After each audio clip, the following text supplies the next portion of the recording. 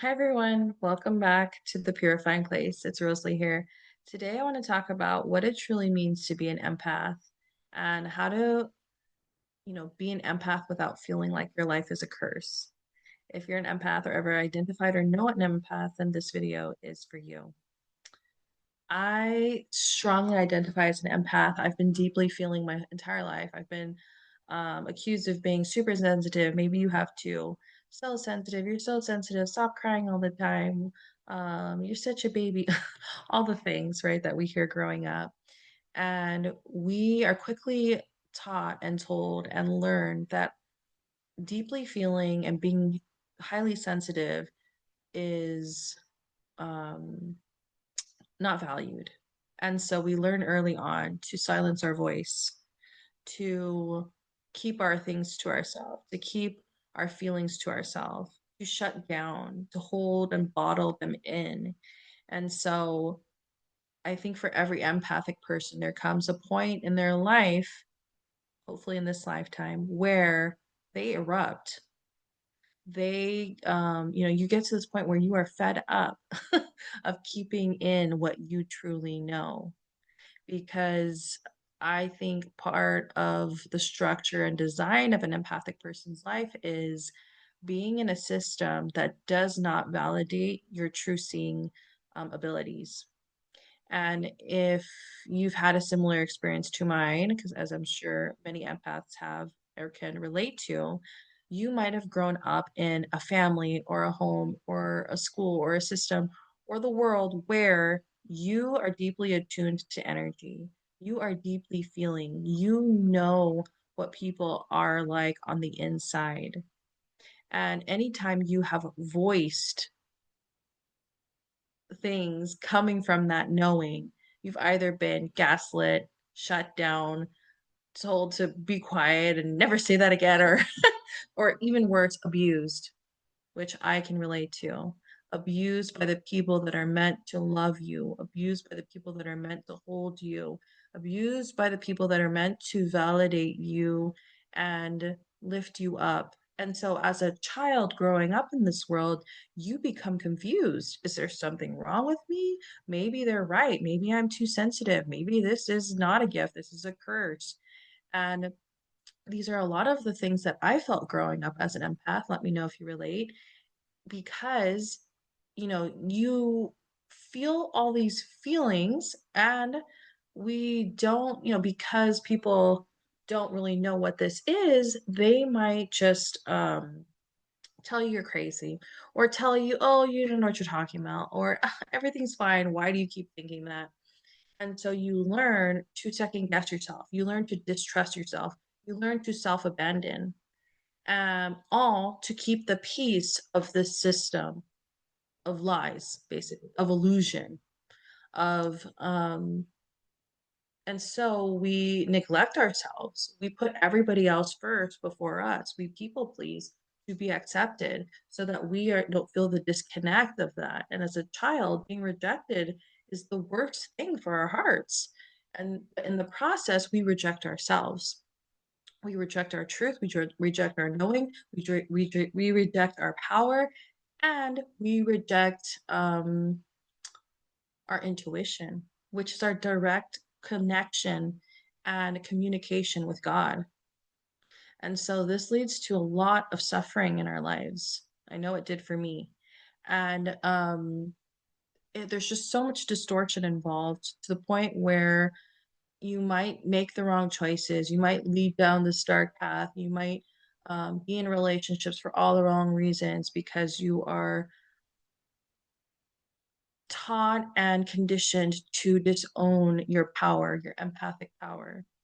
And at some point, again, there's a turning point where you begin to illuminate from within. You begin to see um, beneath what's been covered up. And for me, I think that was the turning. I think the one of the biggest first turning points for me was I think I was like in my mid 20s. I had just ended a very, very toxic 6-year relationship with someone that I thought I was going to marry, who basically bought me a ring and everything, and it was just extremely toxic. And this person cheated on me, and I had to look in the mirror and accept full responsibility for what I had created in my life, including that relationship, including not having graduated college yet, or I think I had just graduated college because I did it late because I was in such a mess. Including still being at home with my parents, including not making barely any money and working super hard, two, three jobs at a time, not having any close friends. It was just a disaster. And at some point I had to realize, why am I suffering so much? What is happening in my life that I cannot have the good things that other people are experiencing, who seem, by the way, to not even care as much as I do. As someone who I felt like someone who cares about people, loves people, and wants to give. And meanwhile, I'm seeing other people who could care less, it seems like, about other people thriving. And I thought, what is this? Like, what kind of hell is this? And I dove into personal development at the time because I just thought, okay, the environment I'm in, the people I'm around, the way I grew up, it doesn't have the answers. I didn't have the answers. And I realized I have to seek something outside of myself, which now obviously I know that's not 100% true, but um, that was where I started. And one of the first things I learned early on was taking radical self responsibility. And when I did that, I realized through this process of I just started consuming information, anything that would help me improve myself, because my life, my experience, and what I was creating was hellish, was a nightmare. This person that I ended the relationship ended up trying to blackmail me, telling reaching out to different family members, saying all these things about me, trying to find me at my jobs, and just I felt literally unsafe too. So it was just pure chaos and mess. And I thought, what have I done to reach this level? And now I realize, I hear Myron Golden say, like, I don't know if it was him or someone else that was like, poverty is spiritual warfare or something like that. I thought, oh my gosh, to me, I'm like, that is true. I was so impoverished in the mind, heart, spirit, and my experience because I was disconnected from my truth. I was disconnected from God. I was disconnected from myself. And so living in that state would have just continued to be living in sin, which is really living out of alignment and creating this lack mentality and more suffering rooted in disillusionment. I mean, rooted in illusion. And so once I could take the self responsibility and learn more about how I created this, I realized I I was putting everyone else before me. And it's interesting how that was like a first step of me trying pouring back into myself. But even then, I thought I got better, and I found my husband at the time and this and that, but it still wasn't fully healed. And it got to the point where I felt, fast forward, even though I ended up meeting my husband, getting married, having a child, this part of me wasn't truly healed until later, when I had my daughter and I was, taking care of her and all this. And I just felt so burnt out and so exhausted, like all moms do, parents do. And it reached the point, like a breaking point, where I couldn't even get out of bed and I was getting sick and I was anxiety ridden. I've already always been an anxious person because I didn't have boundaries as an empathic person growing up, and which is why, but now I've cured my anxiety. But anyway, that was getting to me. I started getting intrusive thoughts. It was just going all downhill again. And I thought, oh my gosh, God, I thought I had my life under control. I thought, I have a husband now, I have a daughter, things are looking better. And still, I am deeply unhappy and unfulfilled in my life because I feel awful. I felt I was suffering. And I realized there was a point where I literally broke down, like I couldn't get out of bed. I was sick all the time. I felt disoriented. I couldn't, all these things. And I realized, the doctors kept telling me everything's fine, you're fine, da da da blah blah blah. And so I thought, okay, let me go see an energy healer because a Reiki person, because I remember doing it once before and thought that could help me. And as soon as I went into the room and did that, I felt so much better, cleared my energy. And right from there, I trained with that person in Reiki all the way up to master level, back to back to back, because it truly changed my life. And that was another huge turning point for me as an empathic person and highly sensitive person, where I realized my sensitivity and if you're an empath and you're watching this, your sensitivity, your empathic nature is not a curse. It is your biggest gift. And we have just never been taught how to hone it and use it for its true purpose and nature. In fact, we were born into a family and a system and a world that told us it's not valuable. You're you're not gonna get anywhere. You're a big baby. Like feelers don't, aren't gonna make as much as someone who just like um checks these off their list and goes all the time. And I realized through it's hard to explain in like a video, but because it's just this process, right? This whole process and journey that has led to so much wisdom now that I'm so grateful to be able to share in my business and on YouTube and with people around me. But it basically made me realize that as empathic people growing up, when we didn't have boundaries and were never taught boundaries, we were attuning our energy and our frequency to the people around us. And a lot of times that was chaos. If you didn't have chaos growing up, great. But for a lot of us, it was chaos. For me, it was domestic violence. It was alcoholism. It was um, physical abuse. It was emotional abuse. It was all the things. And so, plus whatever's happening in the world, in our school, in our home, we absorb it. We absorb it. We absorb it. And we never learned how to clear our energetic field. So it's all just hanging out there and you're absorbing more of it and absorbing more of it. And in addition to that, I'm also a human design projector with a lot of open centers. And again, absorbing all of it, and amplifying it, which makes sense why over the course of my life, I've just felt my anxiety just got worse and worse and worse and worse and worse to the point where it's debilitating and making me sick. And so after learning Reiki, um, that opened a huge door for me to be aware of energy, to be aware of my own energy. It's something that we've always been aware of, but we're told is nonsense. We're told that doesn't make sense. We're told, yeah, right. We're told you don't know that for sure. Um, but once I learned Reiki, it opened the door for me to validate that part of me, that part of you as an empath who knows frequency, who knows energy, who is highly sensitive to it.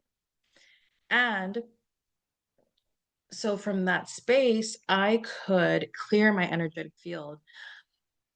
I could truly feel like I could breathe again. I had never felt so much peace in my life. My anxiety healed. My intrusive thoughts fleet. I don't have none of that anymore. And it truly changed my life just to be able to know how to clear my energy as an empathic person. But here's the thing, I quickly learned and realized even though I know how to clear my field, I'm going to be constantly clearing it if I don't know how to hold that energetic pose and frequency. And so, I learned like I would just like clear my energy every night, clear my energy every night. Like that felt really good. And now I realize my state and energetic presence and way of being will naturally clear my energy by being rooted in truth, by being rooted in God, by being rooted in that true everlasting source that is within us, in our hearts and our souls. That is what purifies our energetic field from within. That is what helps illuminate the field. That is what helps change people's lives, including ourselves and the world. That is what manifests miracles.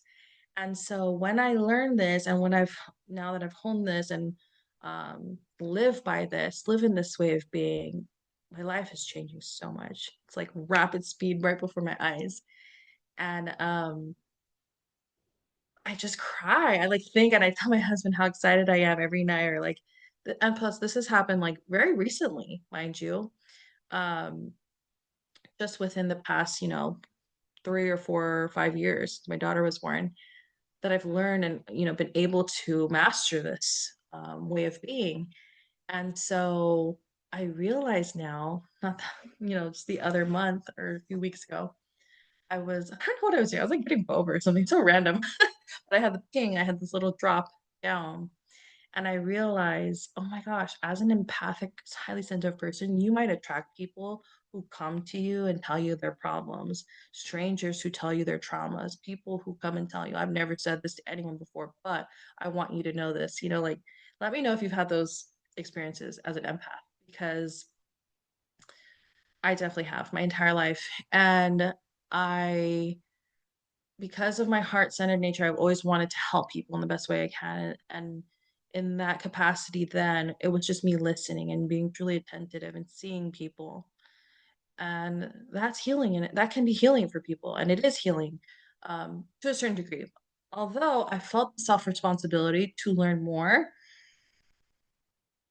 And I realized when I reached my breaking point, it was a place for me to not only heal myself, but also to accept responsibility to step into this role of leadership and service where I am meant to help others because I'm already helping others and I'm called to help others and people come and find me. And so my responsibility too, as God has told me, is to deepen into that and learn how I can do that. And really the process of that is just leaning into yourself and healing yourself from within and working on yourself first. And anyway, okay, go. Sorry, I got off on a tangent. Anyway, going back to what empaths are truly meant for, this came down, this um, idea, this insight came down, this download, whatever you want to call it, came down. And it was basically like, as empaths, we are energetic wells. I saw the vision of a well. I saw the vision of as empaths growing up who don't have any boundaries, we're constantly pouring our energy out, throwing our energy at everything. Here, you can have some, here. There's no energy, we don't have no boundaries, and we're constantly trying to help people and absorb other people's energy. It's just a mess, and it's just like this giant no container, and it's just all this water everywhere. It's just like our energy's all over the place, and then displaced and everywhere, like this big, little shallow puddle that's everywhere, and it's mess and it's muddy and it's gross. And then we wonder why we're tired all the time because we don't have any energy for ourselves. When really we're meant to be wells.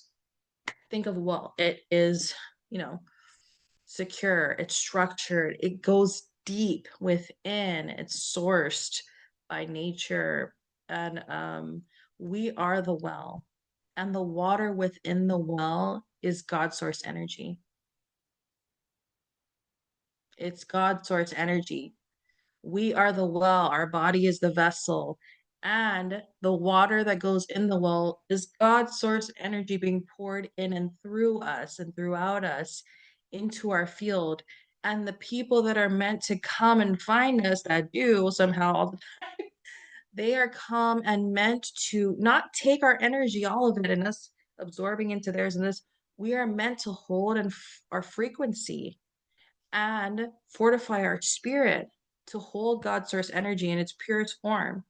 And so when people come to us with their problems, we can truly help them and nourish them and purify them with this God-given sustenance of source energy. And we don't ever become depleted because God continuously fills our well and we have enough to sustain us within. In fact, we're overflowing. It's a well of abundance. So it's a well of overflow. And then we can truly live in our purpose, right? think of, well, it's truly living in the spirit, it's truly giving, it's truly um helping others grow, serving others, nourishing people. And that's what we're meant to do. That's what we're meant to do. And we cannot do that if we don't know who we are. If we don't know how to hold God source energy and allow it to move through us in our life. And to do that, you have to know who you truly are on the inside and root into that. And when you can figure that out, and when you can not even figure, because figure signals brain, when you can live in that energetic state and frequency, your life will change. You will manifest miracles. You will experience abundance. You will truly live from your overflow and from unconditional love and acceptance when you allow that to happen. When you allow your empathic ability and true nature from within shine. And here's another thing I'll talk about. Empaths, you feel things, you know things, even when people deny them all the time. I've had this so much where people denied, and then the truth comes out and I knew it. I knew it, I knew it, I knew it. And I realized, even though this is part of our power and gift from God, it is not for judging. It is not for self-righteousness. It is not for moral scrutiny. It is for alchemy, acceptance, and love, unconditional love and acceptance of others and ourselves. And I think there's comes to a point in an empath's life, I know from my own, where growing up, maybe we were invalidated for so long, gaslit, told, no, you're wrong, be quiet and shut up. And so when we reach a certain point in our life where we realize, oh no, we feel the energy, it's true. It's almost like a rage that comes out where you will not gaslight me anymore. You will not tell me I don't know what I'm talking about. And you just want to like lay it out and lay down the law and like share your gifts and make people know what you know. And that's also a form of judgment. So the first problem was self-abandonment and disconnection and distrust when people invalidated and we allowed that to dictate or condition our mind. Fine. Second one is now it becomes moral judgment.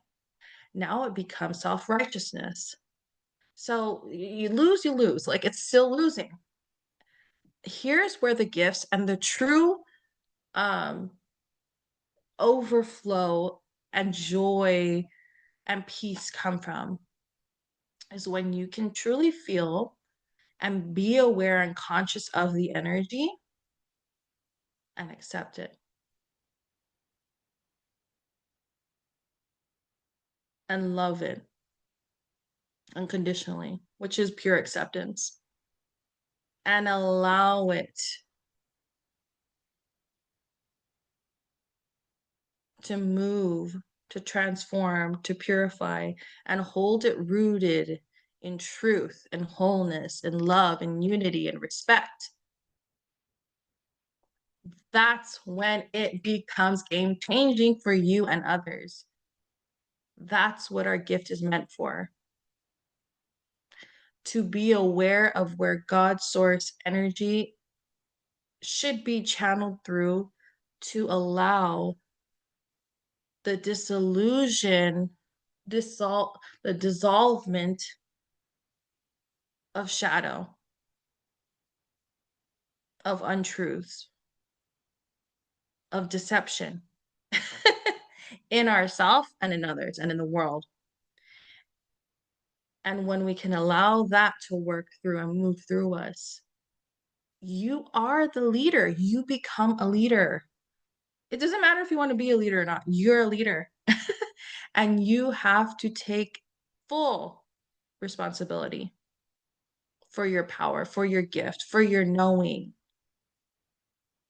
Because once you know, as Maya Angelou says, I love her, once you know better, you do better. You be better. And so that is my wish for you. from my empathic heart, my highly sensitive person body to yours, you're watching this, is to truly acknowledge and accept who you are as someone who's deeply feeling, deeply empathic, deeply loving, and allow this to transform your life from within. Allow yourself to learn more about who you are eternally at a soul level, and allow yourself to root into that truth as God's child, as God itself, and the awareness of that, and use it to serve others. Use it to become the well of everlasting love and abundance and joy in this world, and continue to give from that space and that energy and that overflow that is one with God. And so, oh gosh, this was so good. I love it. Please let me know if you have any questions. I will be happy to answer them. And little side note, I actually recorded this video before this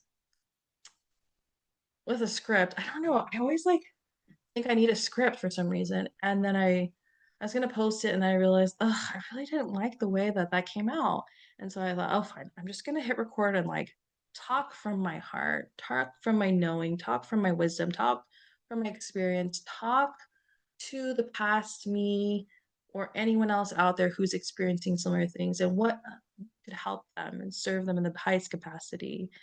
And so here's another thing. If you're watching this, is just be authentically you.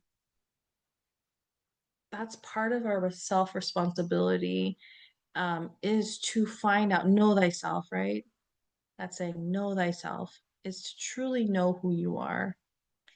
And I think a lot of the time with the noise in the world today, so much chaos, chaotic, lack, scarce, fear energy going around, to truly create everlasting peace and change in the world, you can focus on just knowing who you truly are, committing yourself to knowing who you truly are, and finding that, finding yourself from within, and allow that journey, that purification of self to work on you and move through you. And that will be your biggest gift to the world, the biggest shift and transformation that you can give this world, because its ripple effects are eternal. You are eternal. And because naturally, when you know yourself, you will find yourself and you will find God. That's it. You will find God. So even if you're not a believer, if you don't believe in God, if you're not sure he exists, then fine. Seek truth in who you are. Seek to know who you are truly, deeply, not what other people think you should be, not what you were told you should be, and not who you have been being because someone else told you to be that, but truly, truly, truly who you are. Find who that is, who I am, and the rest will be amazing. But yeah, okay. So, this was so much fun. Thank you so much for watching. I will see you all in the next one.